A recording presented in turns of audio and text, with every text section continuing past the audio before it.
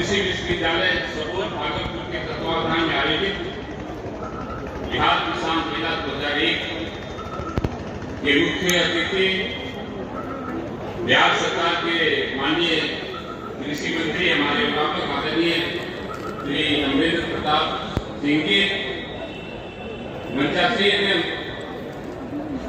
भागलपुर के लोकप्रिय सांसद बड़े भाई आदरणीय श्री अजय मंडल जी,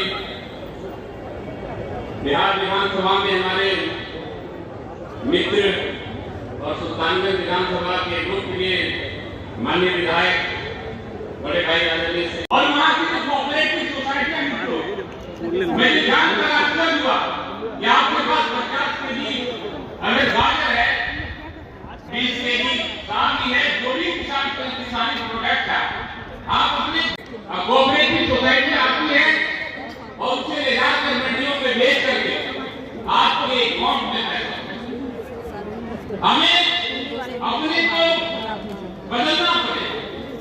हमने देखा है तो हरित क्रांति की जो लहर दौड़ी, बहुत दुख की बात है कि पश्चिमी उत्तर प्रदेश, हरियाणा, पंजाब और राजस्थान के 15% लैंड जो श्री गंगानगर का एरिया है, जहाँ नहरों की डाल वहां पर गई, तो वहां पर उसकी असर दिखती।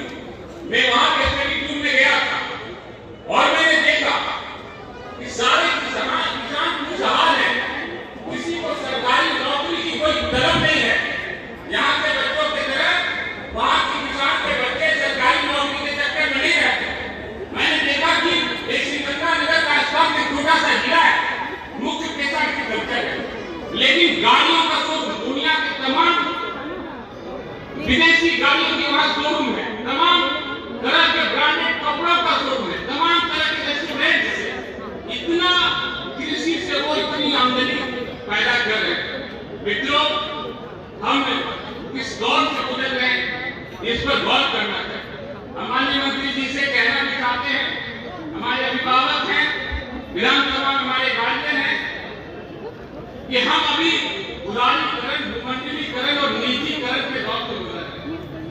इस भूमंडलीकरण ने किसानों का कमर तोड़ दिया, इस भूमंडलीकरण ने किसान को बर्बाद किया। लेकिन देश का परम सौभाग्य है, अपने बिहार राज्य का परम सौभाग्य है कि माननीय प्रधानमंत्री श्री नरेंद्र मोदी जी के नेतृत्व में, माननीय मुख्यमंत्री जी के आदरणीय श्री नीतीश कुमार जी के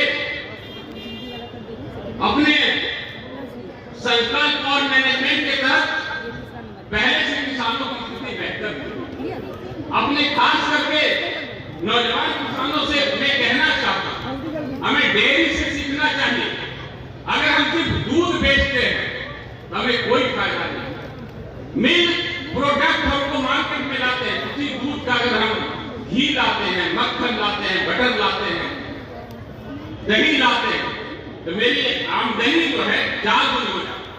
हमें अब अपने एग्रीकल्चर प्रोडक्ट्स को हमको डायरेक्ट मार्केट में रॉ मटेरियल के रूप में उतारने की जरूरत नहीं। हम मित्रों कहना चाहते हैं और आप लोगों को साक्षी मानकर माननीय मंत्री जी के द्वारा अपनी सरकार से भी निवेदन करना चाहते हैं कि आप बताइए कि हमारे किसान बंधु आलू पैदा कर सकते हैं। आज जब आलू पैदा हुआ है, आलू की कीमत 8 रुपए 10 रुपए केजी है। वही आलू उद्योगपतियों के जब फूड प्रोसेसिंग यूनिट में चले जाते हैं और फूड प्रोसेसिंग यूनिट से वही आलू जब चिप्स बनकर निकलता है, लेज बनकर निकलता है, उसकी कीमत 300 रुपए किलो हो जाती है। हम कहना चाहते हैं नौजवान भाई, क्या हमारे किसान भाई आलू पैदा कर सकते हैं?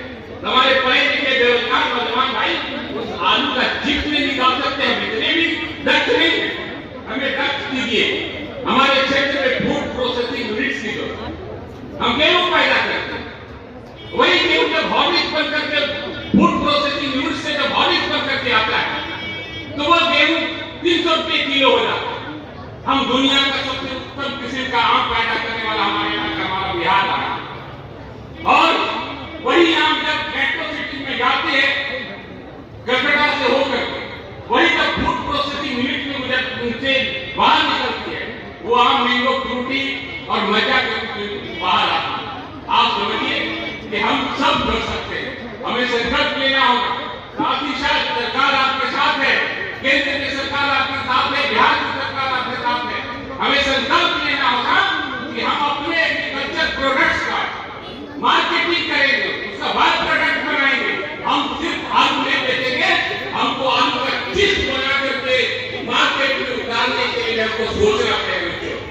मैं अपनी एक यात्रा में दिल्ली से लौट रहा था, हमारे साथ हमारे मित्र थे, अभी बिहार में ऑफिसर थे इंजीनियर प्रदीप कुमार बसु, मैं और वो राजधानी से लौट गए और सामने वाली सीट पर मेरे 25-26 साल का दो जवान बैठे हुए थे। और जब हम लोगों ने देखा कि वो जवान फ्रंट लाइन बैंकिंग पढ़ रहे, हमने उनको पूछा कि भाई क्या करते हैं? उन्होंने कहा मैं किसान हूं, आई एम फार्मर। बड़ी आश्चर्य हुई, ये किसान है, फ्रंट लाइन पढ़ रहा है और हाथ में हीरे का मोती, कान में हीरे का कुंडल, ये सब देखकर आश्चर्य हुआ। हम लोगों ने तथ्यावत पूछा कि कहीं हरियाणा पंजाब वाले लोग तो नहीं है कि जगह जमीन वहां के महंगे हो गए, बेच के सोने का कुंडल हाथ में, हीरे का कुंडल हाथ में, हीरे का मोती लगाए हुए हैं। तो उनको पूछा कि भाई आप पढ़ाई लिखाई कहाँ करते हैं? बोला मैंने MBA किया। जब उन्होंने कहा कि मैं तिरुपति साहब का ध्यान मैंने आप भी बता रहा हूं। जब हम लोगों का आश्चर्य हुआ, ये किसान है, हाथ में हीरे का मोती, कान में हीरे का कुंडल, फ्रंट लाइन बैंकिंग कर रहा है और राजधानी में सफर कर रहा है। मैंने पूछा कितना पढ़े क्या? MBA और उत्सुकता बढ़ी, MBA करके किसान है। मैंने कहा कहां से आपने MBA किया है? बोला ऑक्सफोर्ड यूनिवर्सिटी से MBA किया मित्रों। और भी मैंने आश्चर्य का ठिकाना तो बोले कि आप ऑक्सफोर्ड यूनिवर्सिटी से MBA करते हैं और भारत में आकर, बिहार में आकर, मेरे पंजाब में आकर किसानी करते हैं। आप बताइए, समझे ये मिस्ट्री को सुलझाइए, ये क्या रहस्य है? बोला देखिए हम लोग जो है धान पैदा करते हैं, गेहूं पैदा करते हैं, खाने वाला नहीं करते, कंकल वाला बीज पैदा। आम किसान धान पैदा करता है, 8-10 रुपये किलो बेचने के परेशान होता है। हम जो किसान पैदा, हम तो प्रधानमंत्री जी कहते हैं हमें आपदा को अवसर में बदलना है। कोरोना ने हमें सिखाया है कि हमें दूसरे शहरों से, दूसरे राज्यों से जो आत्मनिर्भरता खत्म करनी पड़ेगी, हमें आत्मनिर्भर बनना पड़ेगा। यह वक्त आत्मनिर्भर का है और सरकार की पूरी फोकस है कि हर इलाका, हर कमिश्नरी आत्मनिर्भर बने, हर जिला आत्मनिर्भर बने। इसी कड़ी में हमने बेटी को आत्मनिर्भर बनाने का संकल्प लिया है, भागलपुर को आत्मनिर्भर बनाने का संकल्प लिया है। फूड प्रोसेसिंग यूनिट्स लाने के लिए हम लोग एडीक्यूटी एक कर रहे हैं। स्टेट और केंद्र की सरकार से लगातार इस विषय पर हम बात कर रहे हैं। और इसको नौजवान साथियों खास करके मैं कहना चाहता हूँ कि आप लोगों के लिए बहुत अच्छा वक्त है। सरकार आपको आत्मनिर्भर बनाने के लिए, कृषि को उद्योग से जोड़ने के लिए, विज्ञान से जोड़ने के लिए हर संभव मदद को तैयार है। आप फंड बनाइए, स्टडी करिए और इसमें लगिए। और मैं दावे के साथ कहता हूँ, आज अगर अपने खेतों में आप 100 लोगों को काम देते हैं, लेकिन अपने अनाज का आप जब संकल्प ले लेंगे कि अपने टमाटर का सूप बेचेंगे, अपने जो दुनिया के सबसे उत्तम किस्म के मिर्चा का सॉस बेचेंगे, हम जो संकल्प ले, आम नहीं, हम मैंगो फ्रूटी जैसा प्रोडक्ट उतारेंगे, हम आलू नहीं, आलू का चिप्स लेग मार्केट उतारेंगे। आज अगर आपको 100 मजदूरों को खटाने की क्षमता है, अगर आप 5000 मजदूर खटाने के लायक बनाएंगे, सरकार आपके साथ है, विश्वास कीजिए। हम लोग सरकार में हैं, सरकार को देख रहे हैं, सरकार की नीति को समझ रहे हैं। आप हम देख रहे हैं, सबसे बड़ी दुखद समस्या मंत्री जी, क्या हमारे किसान बंधु जिनके दरवाजे पर 2 दर्जनों गाय भैंसें हुआ करती थी, एक दर्जन, आधा दर्जन नौकर हुआ करता था, आज उनकी हवेली, जिनका घर 2 एकड़ में 5 बीघा में घर हुआ करता था, आज घर में दिया दिखाने वाला, संजा दिखाने वाला नहीं है, क्योंकि आज किसान